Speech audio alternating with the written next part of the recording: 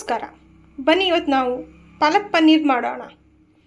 ಇಲ್ಲಿ ನಾನು ಪಾಲಕ್ ಸೊಪ್ಪನ್ನು ಚೆನ್ನಾಗಿ ತೊಳೆದು ಇಟ್ಟಿದ್ದೀನಿ.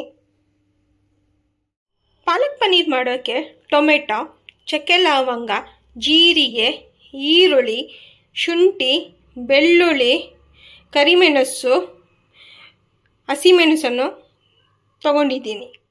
ಈಗ ಪ್ಯಾನಿಗೆ ಸ್ವಲ್ಪ ಎಣ್ಣೆಯನ್ನು ಹಾಕಿಕೊಳ್ಳೋಣ. ಎಣ್ಣೆ ಕಾಯ್ದ ನಂತರ ಇವೆಲ್ಲ ಸಾಮಗ್ರಿಗಳನ್ನು ಇದಕ್ಕೆ ಹಾಕಿಕೊಳ್ಳೋಣ.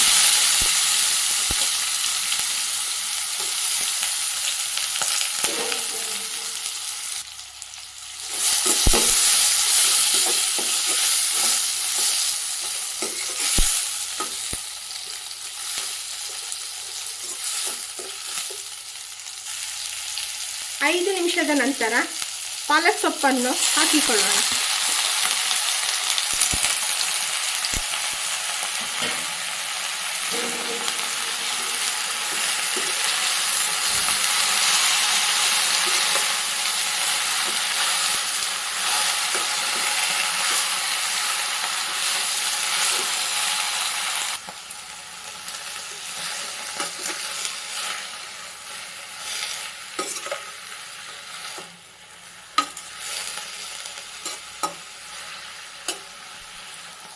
ಈಗ ರುಚಿಗೆ ತಕ್ಕಷ್ಟು ಉಪ್ಪು ಹಾಕಿಕೊಳ್ಳೋಣ.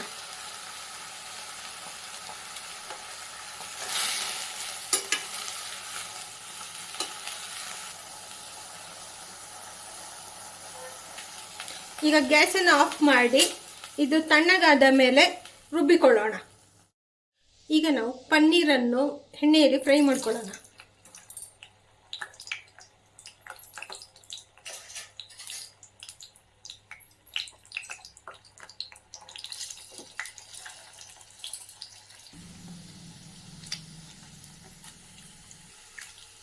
ಇಷ್ಟು ಫ್ರೈ ಆದಮೇಲೆ ಪನ್ನೀರನ್ನು ತೆಗೆದುಕೊಳ್ಳೋಣ.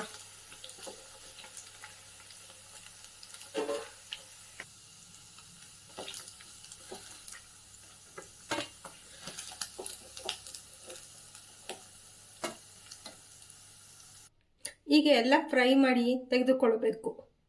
ಈಗ ಈ ಪಾಲಕ್ ಸೊಪ್ಪನ್ನು ರುಬ್ಬಿಕೊಳ್ಳೋಣ.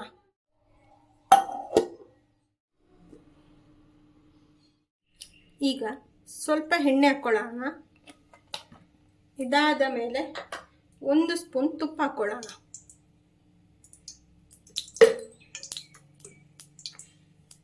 ಇದಾದ ನಂತರ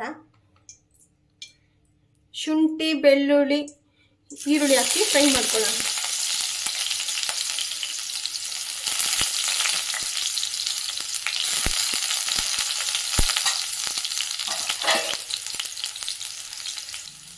ಇದು ಫ್ರೈ ಆದಮೇಲೆ ಟೊಮೆಟೊ ಹಾಕಿಕೊಳ್ಳೋಣ.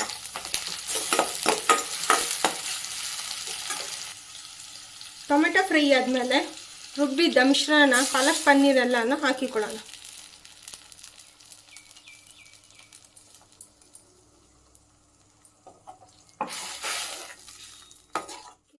ಇದನ್ನು ಈಗ ಕುದಿಯಲು ಬಿಡೋಣ.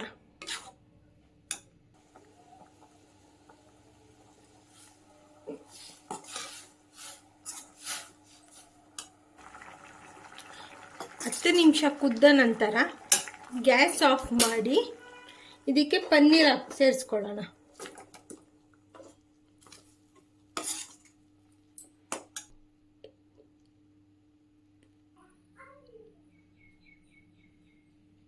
ಈಗ ಇದನ್ನ ಸರ್ವಿಂಗ್ ಬೌಲಿಗೆ ಸರ್ವ್ ಮಾಡ್ಕೊಳ್ಳೋಣ.